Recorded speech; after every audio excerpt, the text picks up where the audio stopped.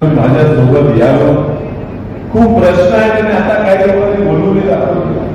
लोकांच्या अपेक्षा विमानतळाच्या, लोकांचे प्रश्न ड्रायपोर्टचे, लोकांचे पाण्याचे प्रश्न आहेत, लोकांचे शहरी प्रश्न आहेत, लहान तरुण मुलांना आरक्षणाचे प्रश्न, मराठा आरक्षण असो, धनगर आरक्षण असो, या आरक्षणाचे प्रश्न हे प्रश्न प्रभावीपणे त्या लोकसभेत मांडायला लागणार. तुम्ही सगळ्यांनी काय लोकांची अडचण ते आणायला लागणार त्या समजून माझ्या माध्यमातून दिल्लीपर्यंत पोहोचवायला लागणार. आणि म्हणून तुम्हाला या ठिकाणी सांगतो की तुम्हाला पाहिजे असा खासदार तुम्ही निवडून दिला आहे. तुम्हाला पाहिजे तसं वागायसाठी मी अहोरात्र तुमच्यासाठी झटणार आहे हे मी या ठिकाणी सांगली विधानसभा मतदारसंघाची प्रत्येक वेळा आपण काळजी करतो आणि खूप वर्षापासून ह्या मतदारसंघात आपण पिछाडीवर पडतो. मागच्या आपल्याला अपेक्षा होती की आपण निवडणुकीत काही निघालो, सांगली विधानसभेत काय असं आपण आघाडी घेणार आपण मागे.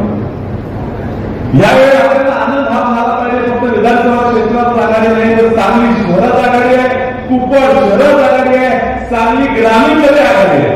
प्रत्येक भागात आपण या ठिकाणी आघाडी घेतलेले एवढं चांगलं काम या ठिकाणी तुम्हाला सर्वांनी जयश्री वडीलच्या नेतृत्वाखाली या ठिकाणी पार पाडलेला आहे.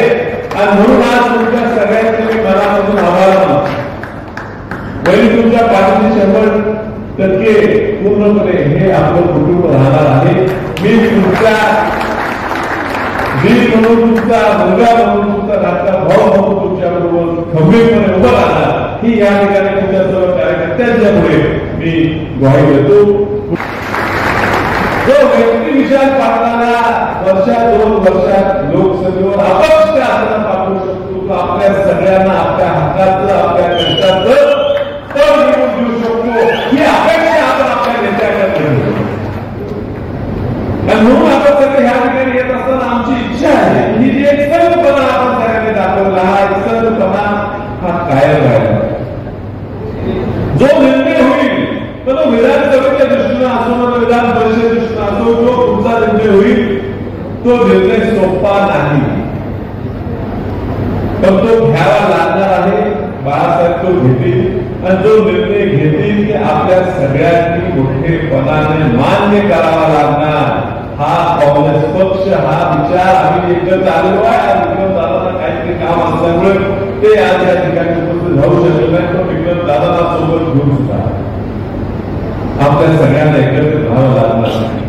मला सुद्धा खूप कष्ट घ्यावे लागणार आहे. मला आज तुमच्या सगळ्यांच्या आशा अपेक्षा पूर्ण करण्यासाठी खूप काम करावं लागणार आहे. खूप अपेक्षेनं जनतेने आपल्याला म्हणतात ही लोकांनी हातात घेतलेली निवडणूक होती.